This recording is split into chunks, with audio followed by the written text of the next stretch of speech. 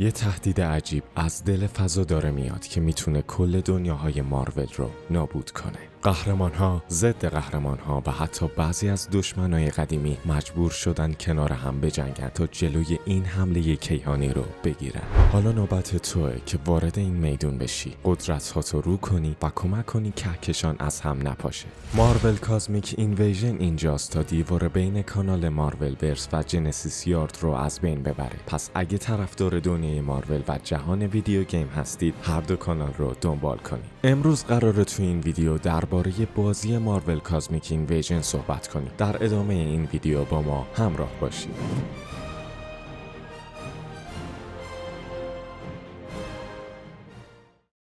یه زمانی طرفدارای بازی‌های بیتم آپ حسابی خسته شده بودن. سبکای پیکسلی رو همه قدیمی و دموده میدونستن تا اینکه اواخر دهه 2000 موج بازی‌های ایندی اومد و همه چیزو عوض کرد. حالا طرفدارای رترو از همه جور بازی تو سبکای مختلف دارن لذت میبرن. وقتی حرف از بیتم آپ کلاسیک میشه، TMNT شردرز ریونج یه استاندارد جدید گذاشت و تیم ساخت بازی میخواست که اونا بالاتر ببره. برای همین اونا مارول کازمیک اینویژن رو معرفی کرد.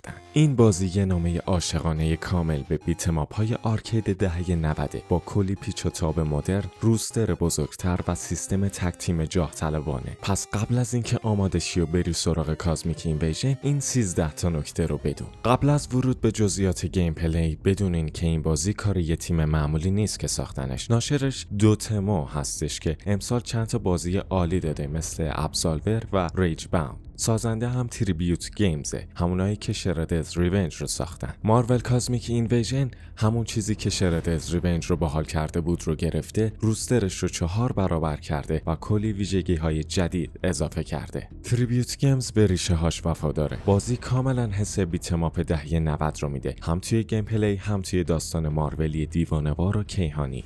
یه بیتم آپ 2D سایسکرول خالصه. از چپ به راست میری، دشمنا میان، آخر مرحله باس جذاب داره و چیزی که بیشتر از همه چشم رو میگیره، رنگای انفجاری تو همه ویژوال ها هستش. نمیدونم تریبیوت گیمز چه جادویی میکنه، ولی گرافیک بازیشون همیشه فوق العاده است. رنگا انقدر زنده و کارتونیان که پیکسلا انگار دارن از صفحه میپرن. پالت رنگی غنی و کنتراست بالا عالی کار کرده. ضمن تنوع محیط ها هم از شردرز ریونج بیشتره. جنگل های وحشی، ایستگاه های فضایی پیچیده و غیره. یکی از نکات خیلی جذاب بازی اینه که بخش مهمی از داستان تو نگاتیو زون جریان داره. دنیایی که تقریبا تو هیچ فیلم یا بازی مارولی دیگه‌ای درست حسابی ندیدیم و همین باعث میشه که حسابی خاص و متفاوت باشه. علاوه بر ایستگاه‌های فضایی که تو کل نقشه پراکندن، نیویورک هم پر از ارجاعات باحاله. مثلا تو دمو مرحله دوم روی هلیکریر اونجرز بود و تو تریلرها هم سویجلند و آزگارد رو نشون دادن. انگار هر قهرمان یه مرحله یا منطقه اختصاصی خودشو داره که خیلی هیجان انگیزه. با این روستر عظیم مارول کلی پتانسیل برای مرحله هست. موقع لانچ 15 کاراکتر داره و انتخاب‌ها واقعا متنوع و خاصن. نه فقط گزینه‌های امن مثل بتارای بیل و فیلاول، بقیه مثل کاپیتان آمریکا، بلک پنتر، فونیکس، نووا، کازمیک گوست رایدر، شی هالک،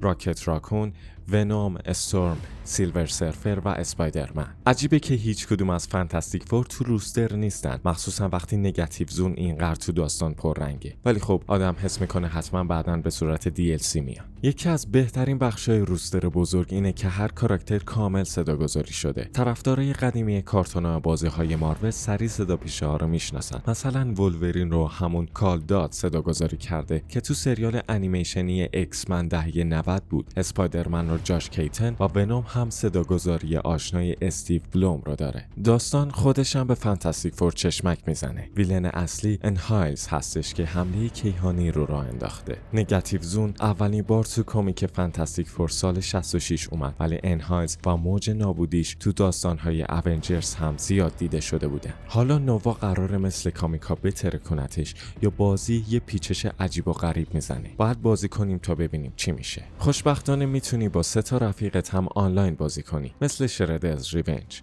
وسط مرحله راحت میتونی بپیچی تو بازی یکی دیگه یا بیای بیرون. تازه کراس پلی هم بین همه پلتفرم ها داره. جذابترین بخش جدید همین تک تیمه. قبل از هر مرحله 2 تا کاراکتر انتخاب میکنی. تو کوآپ 4 نفره یعنی عملاً 8 تا هیرو داری که هی جا به جا میشن، مثل مارولز ورسس کپکام. هر جفت کاراکتر یه حرکت ترکیبی مخصوص خودشونا دارن. هر هیرو واقعا حس متفاوتی داره، نه فقط انیمیشن بلکه حرکت، دفاع و قابلیتاش هم فرق داره. مثلا کاپیتان آمریکا میتونه بلاک کنه و حمله رو برگردونه، حتی با زمانبندی درست گلوله رو با سپر برمیگردونه. اسپایدرمن بیشتر هواییه و تار پرت میکنه که خیلی خوب پشت یه تانک مثل شیهالک کار میکنه. تنوع روستر واقعا بالاست و ترکیب‌های تیمی مختلفی رو جواب میده. کنترل ها برای همه یکسان و ساده است. حمله معمولی، پرش، جاخالی، حرکت خاص آلتیمیت که تقریبا کل صفحه رو خالی میکنه. اسپشال ها با گیج فوکوس کار میکنن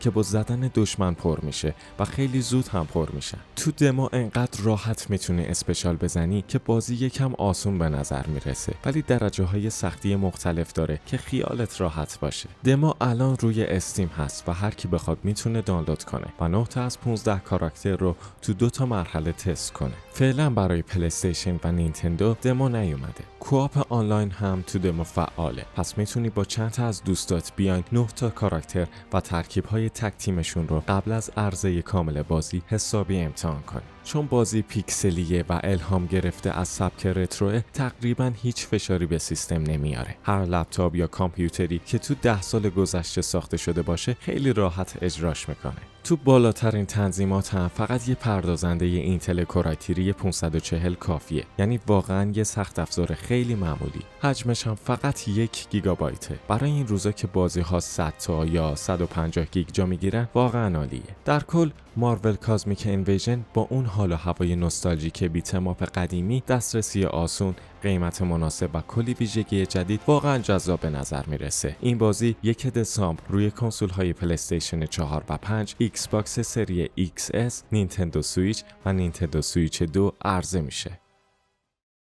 خب دوستان، این ویدیو هم به پایان رسید. اگه ازش خوشتون اومد حتما لایک کنین و کانال رو سابسکرایب کنین تا ویدیوهای بعدی رو از دست ندین. برای دنبال کردن اخبار، تحلیل و داستانهای روز دنیای مارول حتما به کانال تلگرام مارولورس هم سر بزنید و عضو بشین. اگه به دنیای دیسی هم علاقه‌مندین حتما کانال یوتیوب بتفست رو از طریق لینک توی دیسکریپشن دنبال کنید و برای دنبال کردن دنیای گیم و سرگرمی کانال جنسیس یارد منتظر شماست. تا ویدیوی بعدی، بدرود.